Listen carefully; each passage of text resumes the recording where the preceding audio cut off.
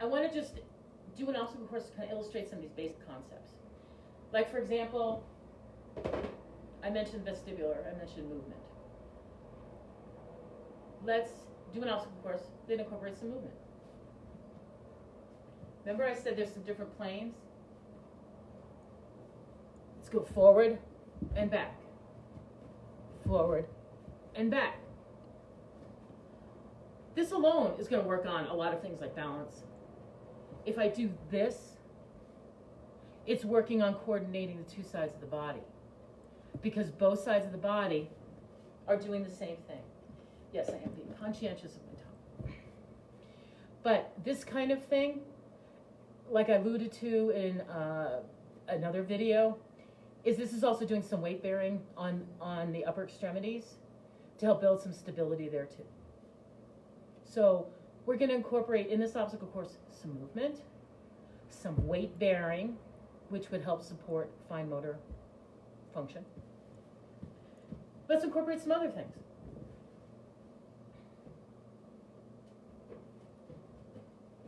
So let's say, for example, the client I'm working with has some balance issues and some fine motor handwriting issues, eating as well.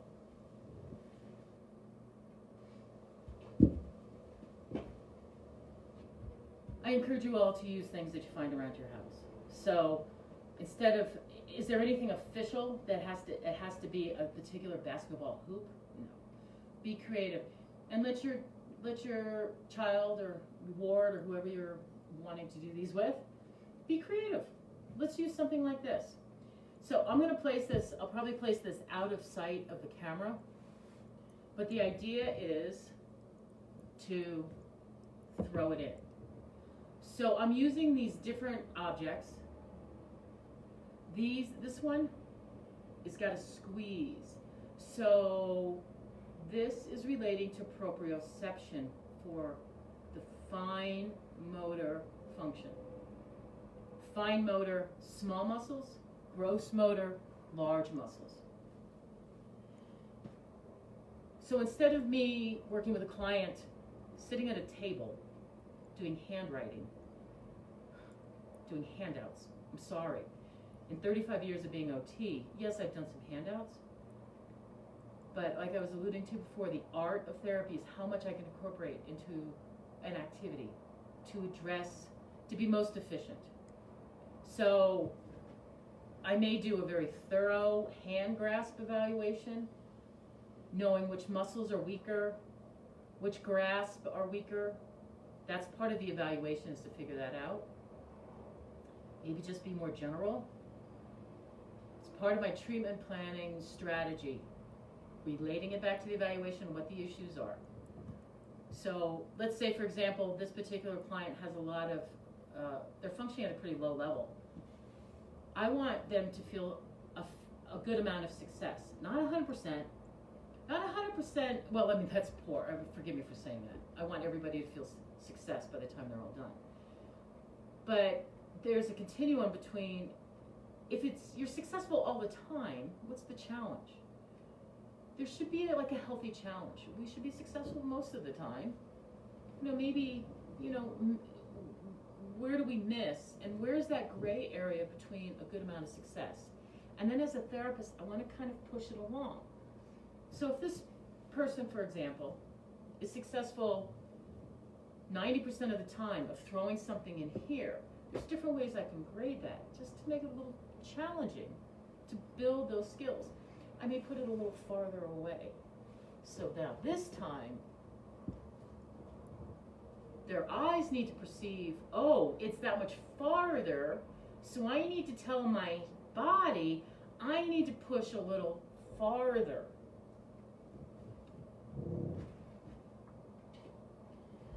Maybe my client is higher functioning, and they can handle a target that's smaller.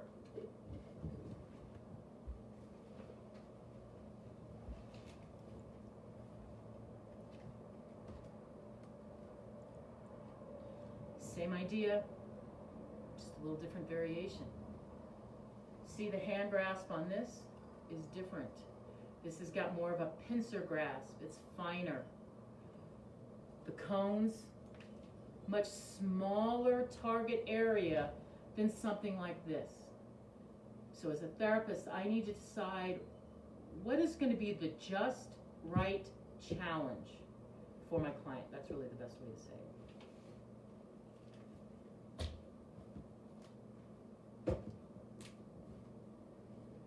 Again, I like to be really creative with my stuff instead of having just like one size ball. I like to have variety. These incorporate proprioception.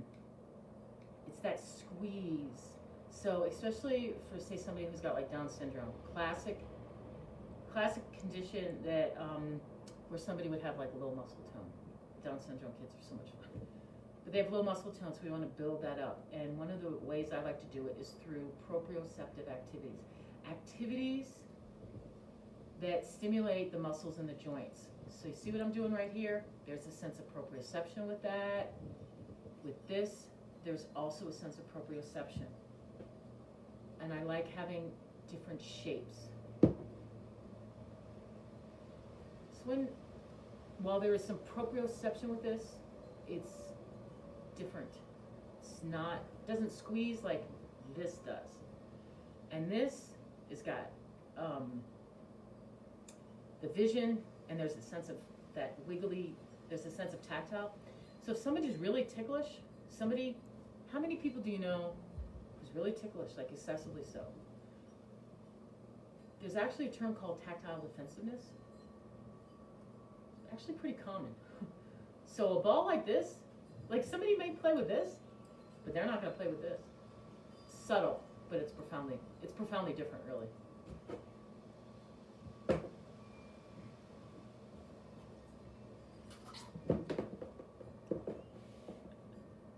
Okay, so now I have two things in my obstacle course. I've got the ball, and I've got my visual motor basket. Let's put it over here. Again, that's out of the camera. So I just want to reorient. We're trying to build an activity to demonstrate this chart. So we've got some proprioception, we've got some movement, we've got bilateral motor coordination, we've got some visual motor. What else? Let's just add in organization, and we'll wrap it up that way. Again, thinking about what's in your home, and I thought about this as like my start, and then I realized, ooh, we could slip. That's why safety is really, be careful of safety issues. Is this really the safest thing for me to use to stand on?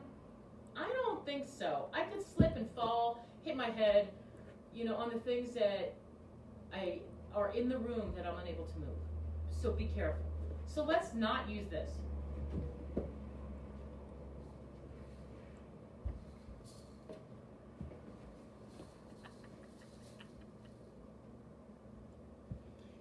We'll play with this. I thought of this idea as I was putting this together, and I think this will be fun. We'll see if we can do it. Let's use, let's see.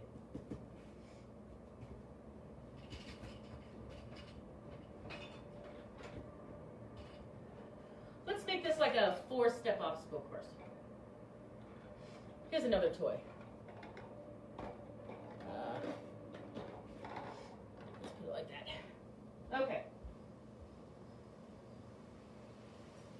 So, this obstacle course is going to work on offering some very basic sensory information.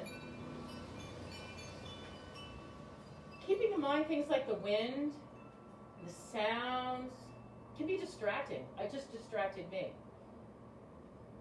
You may want that, you may not want that, but to at least acknowledge that those things can contribute to somebody's attention span. So we're going to refocus. We're going to work on a 4-step obstacle course. We're going to offer some very basic sensory information, including vestibular and proprioceptive input. We're going to work on coordinating the two sides of the body. Visual motor, I know I'm just kind of repeating myself here. With the idea of the person, by the time that they finish this, should have a sense of self. There should be a sense of wholeness. There should be some organization, a sense of confidence. We were addressing balance, fine motor skills, organization, and attention span. Okay? So, we're going to do this 3 times. We're going to step over. We're going to get on the ball. We're going to go through the hula hoop. We're going to reach, oh, hold on. We're going to reach over here, throw an object in, hit the toy, go backwards, step over, and that's 1 time. So that's actually a lot of steps. That's really more than 4 steps. Can you see where this could work on organizing? Let's do it again. We're going to step over. We're going to go through the hula hoop on the ball, grab an object, throw it in, hit that, come back out. One of the reasons why I wanted to include this part to illustrate body awareness and motor planning. Motor planning is a hard one. This is one of the ways I would address it. Let's do this obstacle course one more time. We're going to step over, get on the ball, go through the hula hoop, grab an object, throw it in, hit it. Come back out, step out, ta-da! We did it. One thing I do want to point out is when I did this and hit it, I'm crossing midline.